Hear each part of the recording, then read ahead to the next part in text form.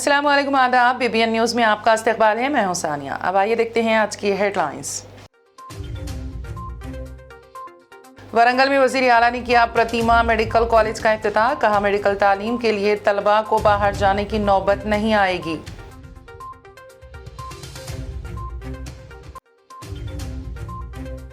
मुल्क में 5G खिदमात का वज़ीर आज़म के हाथों हुआ इफ्तिताह। डिजिटल इंडिया विजन समेत बहुत से शोबों में इनकलाबी तरक्की में मदद मिलेगी, शुरका का इजहार ख्याल।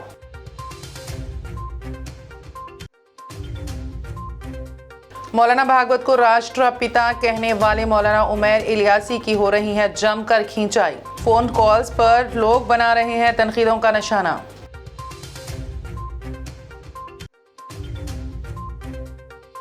अपोजिशन अपनी बका के लिए एहतजाज शुरू कर दें वरना देर हो जाएगी। हुक्मरान जमात इख्तिदार और दौलत के नशे में भड़क रही हैं, राकेश टिकैत का बयान। और यूक्रेन के खित्तों का बाज़ाब्ता तौर पर रूस में अल्हाक। पुतिन ने कहा, अवामी फैसलों का दुनिया को एहतराम करना होगा। और अब खबरों की तफसीर। वज़ीर आला के चंद्रशेखर राव ने आज ज़िले वरंगल का दौरा किया। मुलगू रोड पर असरी सहूलियात के साथ तामीर किए गए प्रतिमा कैंसर अस्पताल मेडिकल कॉलेजेस का वज़ीर आला ने इफ्तिताह अंजाम दिया है। इस इफ्तिताई तकरीब में रियासती वज़रा हरीश राव, एराबली दयाकर राव, सत्यावती राठौड़, गंगूला कमलाकर, विमुला, प्रशांत रेड्डी के अलावा ज़िले के कायदीन शरीक थे। वज़ीर आला ने प्रतिमा मेडिकल कॉलेज इंतज़ामिया को मुबारकबाद दी और कहा कि तेलंगाना में मेडिकल कॉलेजेस में इजाफे के बाद यहाँ के तलबा को बैरून मुल्क जाकर तालीम हासिल करने की नौबत नहीं आएगी। वज़ीर आला ने कहा कि तेलंगाना के पास वो सलाहियत मौजूद है जिसके बल पर हम मुल्क पर हुक्मरानी कर सकते हैं। మన శక్తి ఉంది కాబట్టి, స్వశక్తి ఉంది కాబట్టి 33కి 33 జిల్లాలలో మెడికల్ కాలేజీలు రావాలని చెప్పి మనం బ్రాడ్గా శాంక్షన్ చేసుకున్నాం, ప్రారంభించుకున్నాం. రాబోయే కొద్ది రోజులలో ఆ మిషన్ కంప్లీట్ అవుతుంది. యువకుడు హరీష్ రావు ఇలా హెల్త్ మినిస్టర్గా ఉన్నాడు కాబట్టి తప్పకుండా ఆ కళను సాకారం చేసుకోబోతున్నామని మనవి చేస్తూ ఉన్నాం. గతంలో మనకి 2014కు ముందు కేవలం 2800 మెడికల్ సీట్లు ఈ రాష్ట్రంలో ఉండేవి, ప్రైవేట్ గవర్నమెంట్ అన్ని కలిపి. ఈరోజు 6500 మందికి మెడికల్ సీట్లు మన దగ్గర ఉన్నాయి. అంటే నేను చెప్తున్నటువంటి మెడికల్ కాలేజీలు అన్నీ కంప్లీట్ అయిపోతే దాదాపు 10,000 కూడా దాటిపోయేటువంటి పరిస్థితికి వస్తాం. అప్పుడు చాలా అద్భుతమైన పద్ధతిలో మనం ముందు పోయే పరిస్థితి ఉంటుంది. హరీష్ గారు చెప్తా ఉన్నారు, రష్యాకు, ఉక్రెయిన్కు, చైనాకు పోయే అవసరం కూడా రాదు, ఇక్కడనే మన విద్యార్థులు బ్రహ్మాండంగా చదువుకుంటారు, ఏ ఇబ్బంది లేకుండా అని కూడా చెప్తా ఉన్నారు. పీజీ సీట్లలో కూడా సగానికంటే ఎక్కువ 1150 సీట్లు గతంలో ఉంటే ఈరోజు 2500 సీట్లు పీజీ సీట్లు కూడా మన రాష్ట్రంలో ఉన్నాయి. చాలా బాగా చక్కగా మనం పురోగమిస్తూ ఉన్నాం. నేను మీ అందరినీ కోరేది ఒకటే, మనం తెలంగాణ తెచ్చుకున్నాం, తెలంగాణ పురోగమిస్తూ ఉన్నాం, దేశానికే ఒక ఉదాహరణగా మనం ఉన్నాం. ఇక్కడ ఎక్కువ మీరంతా చదువుకున్న వాళ్ళు, చదువుకుంటున్న వాళ్ళు, ఇంటలెక్చువల్స్ ఈ వేదిక మీద కూడా మా ప్రజాప్రతినిధులు అందరూ ఉన్నారు, ముఖ్యులందరూ ఉన్నారు. కాబట్టి నేను ఒకటే ఒక మాట ఈ సందర్భంలో మీకు మనవి చేస్తూ ఉన్నా. वहीं वज़ीर आला KCR के काफिले में नागहानी वाक़या देखने में मिला जब उनके काफिले में शामिल कार से एक खातून पुलिस कांस्टेबल नीचे गिर पड़ी। जनगांव से वरंगल की तरफ बढ़ रहे वज़ीर आला KCR के काफिले में शामिल सिक्योरिटी अमले की रनिंग कार में सवार होने के दौरान पुलिस कांस्टेबल का तवाज़ुन बिगड़ गया और वो नीचे गिर पड़ी। ताहम फौरी उठ खड़ी हुई और फिर कार में सवार हो गई।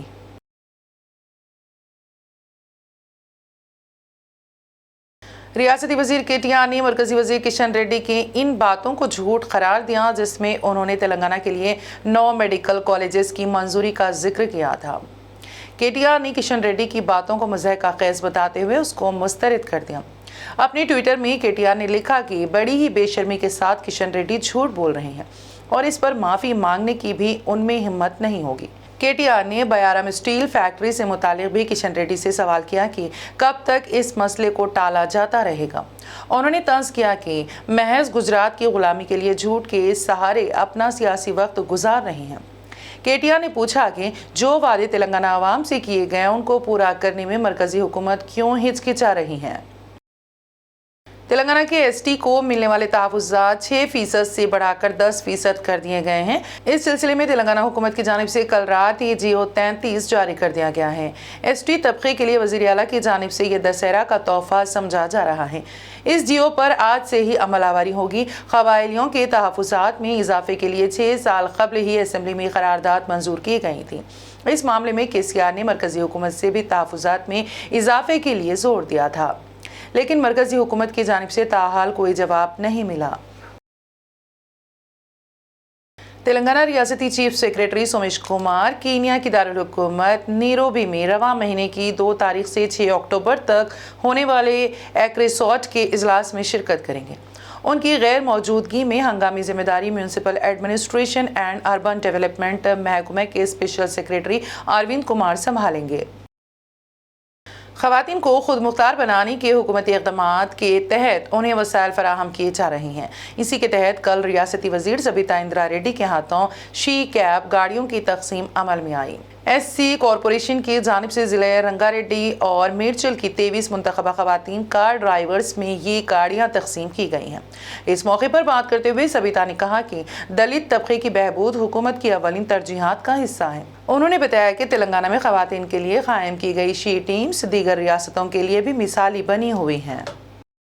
मनुगुरु हल्के असेंबली में ज़िमनी इलेक्शन से कबल बीजेपी को धचके लग रही हैं। मरीगोडू मंडल के बीजेपी सदर श्री रामलो नरसमपेट के नायब सरपंच ने अपने दर्जनों के हामियों के हमरा मिलकर टीआरएस पार्टी में शमूलियत इख्तियार कर ली। इसके अलावा मोहम्मदपुरा गुड्डुपल के एमपीटीज ने भी गुलाबी जमात ज्वाइन कर ली हैं। रियासती वजीर जगदीश रेड्डी ने इन अफराद को गुलाबी खंडवे पहनाकर उनका पार्टी में खैर मकदम किया। इस प्रोग्राम में एमएलसी रविंदर और दीगर भी शरीक थे। जगदीश रेड्डी ने बीजेपी पर तनकीद करते हुए कहा कि इस जमात से तरक्की हरगिज मुमकिन नहीं है। हैदराबाद के पॉश इलाके जुबली हिल्स में सामने आए सनसनीखेज इस्मत रेजी केस ने अहम मोड़ ले लिया। जुवेनाइल जस्टिस बोर्ड ने इस केस के मुलजिमीन में से 4 को, जिन्हें अभी तक नाबालिग करार दिया जा रहा था, उन्हें नाबालिग मानने से इनकार कर दिया। बोर्ड ने फैसला सुनाया है कि 5 के मिन जुमला 4 मुलजिम बालिग हैं। पुलिस की जानिब से इन मुलजिमीन को बालिग तस्वुर करने की दरख्वास्त की गई थी, जबकि एमएलए के बेटे को जुवेनाइल के तौर पर ही तफ्तीश करने बोर्ड ने फैसला सुनाया। मुल्क में आज से 5G खिदमात का आगाज़ हुआ है। नई दिल्ली के प्रगति मैदान में मुनक़्क़िदा 6ठी इंडिया मोबाइल कांग्रेस 2022 के मौके पर वज़ीर आज़म नरेंद्र मोदी ने मुल्क में 5G खिदमात का इफ्तिताह किया है। 5G खिदमात का आगाज़ बरसों की शदीद तैयारियों के बाद हुआ है। इस मौके पर वज़ीर आज़म ने खिताब करते हुए कहा कि 5G खिदमात नए इक़्तिसादी मौक़े पैदा कर सकती हैं और समाजी फ़वाइद को तक़वियत दे सकता है, जिससे ये हिंदुस्तानी मुआशरे के लिए एक तब्दीली की ताकत बनने की सलाहियत रखता है। इससे मुल्क को तरक्की की राह में हायल रिवायती रुकावटों को अबूर करने, स्टार्टअप और कारोबारी इदारों के ज़रिए इख्तिरात को फ़रोग़ देने के साथ साथ डिजिटल इंडिया विजन को आगे बढ़ाने में मदद मिलेगी। हिंदुस्तान पर 5G का मजमूई इक़्तिसादी असर 2035 तक 450 अरब अमेरिकी डॉलर तक पहुँचने की उम्मीद है। आरएसएस सरबराह मोहन भागवत से बंद कमरे में मुलाकात और फिर उन्हें राष्ट्रपिता राष्ट्र ऋषि करार देने वाले मौलाना उमैर इलियासी को इन दिनों लोग फ़ोन कॉल्स करके उनकी अहमकाना हरकत पर उन्हें तनकीद का निशाना बना रहे हैं। मौलाना का कहना है कि मोहन भागवत से उनकी मुलाकात हो या उन्हें राष्ट्रपिता बनाना, ये सब उनके अपने तासुरात का इजहार है। ऐसी ही एक वीडियो वायरल हो रही है जिसमें एक शख्स मौलाना उमैर इलियासी की जमकर क्लास ले रहा है। मुझे आपकी धमकी से मुझे डर नहीं लगता है।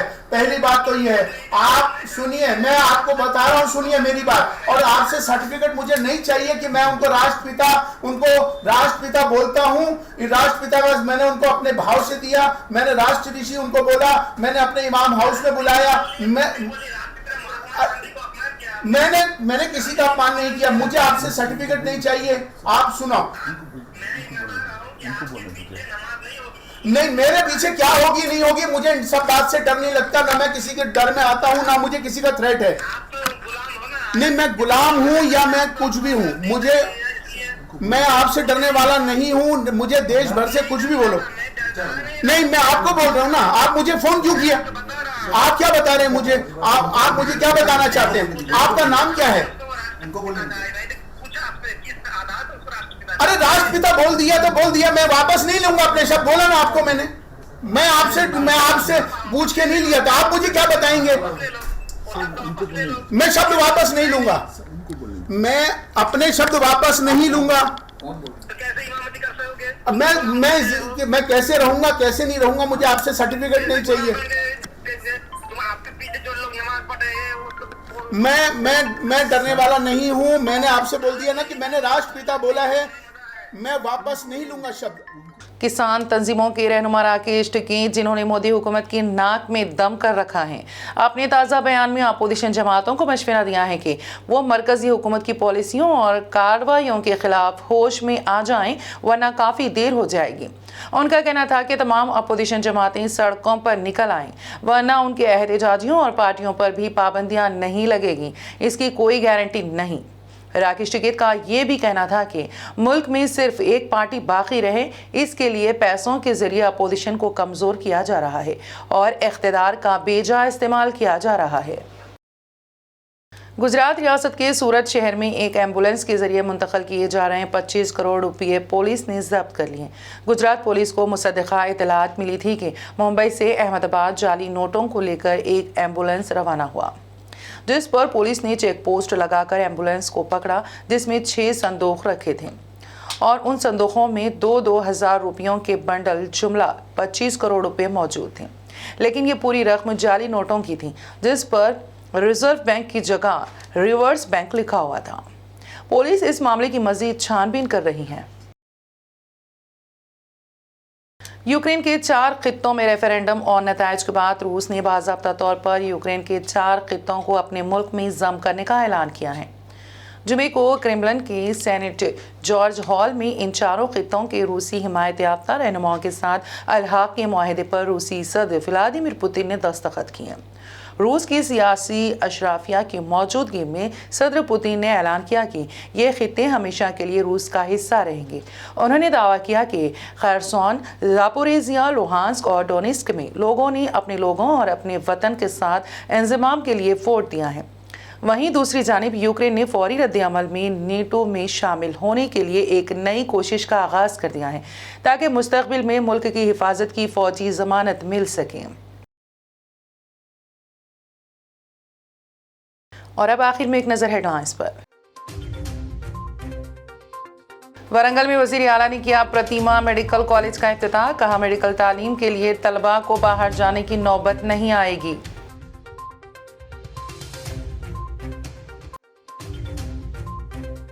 मुल्क में 5G खिदमात का वज़ीर आज़म के हाथों हुआ इफ्तिताह। डिजिटल इंडिया विजन समेत बहुत से शोबों में इनकलाबी तरक्की में मदद मिलेगी, शुरका का इजहार ख्याल।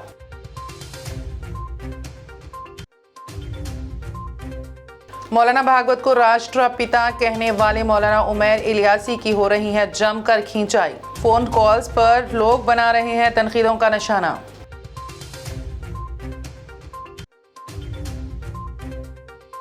अपोजिशन अपनी बका के लिए एहतजाज शुरू कर दें, वरना देर हो जाएगी। हुक्मरान जमात इख्तिदार और दौलत के नशे में भड़क रही हैं, राकेश टिकैत का बयान।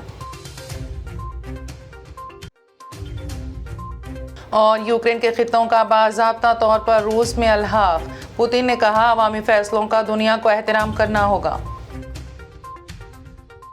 बीबीएन न्यूज़ में फिलहाल इतना ही। ताज़ा तरीन अपडेट्स के लिए देखते रहिए बीबीएन न्यूज़।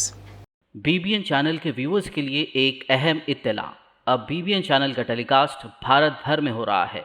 हमारे व्यूअर्स भारत में कहीं भी टीवी पर अब बीबीएन चैनल देख सकते हैं। स्क्रीन पर बीबीएन चैनल की टेलीकास्ट डिटेल्स दस्तयाब हैं। इसके अलावा भारत भर में किसी भी एरिया में अगर आप बीबीएन चैनल देखना चाहते हैं तो आप अपने केबल ऑपरेटर को इसके लिए कह सकते हैं। आपकी डिमांड पर वो ज़रूर बीबीएन चैनल टेलीकास्ट करेंगे, क्योंकि बीबीएन एक फ्री टू एयर चैनल है। इसके लिए आपको सिर्फ हमारे दिए गए नंबर पर केबल ऑपरेटर से कॉल या व्हाट्सएप पर मैसेज करवाना है। हम आपके केबल ऑपरेटर तक बीबीएन चैनल पहुंचा देंगे, जिससे वो आपके एरिया में टेलीकास्ट कर सकते हैं। इसके लिए चैनल की हमारी पूरी टीम लगातार काम कर रही है ताकि आप तक बीबीएन चैनल को पहुंचाया जाए। इसके अलावा बीबीएन चैनल को भारत भर में रिपोर्टर्स की ज़रूरत है। अगर आप सहाफ़ी हैं और बीबीएन चैनल से जुड़ना चाहते हैं तो आप भी दिए गए नंबर पर रब्त कर सकते हैं।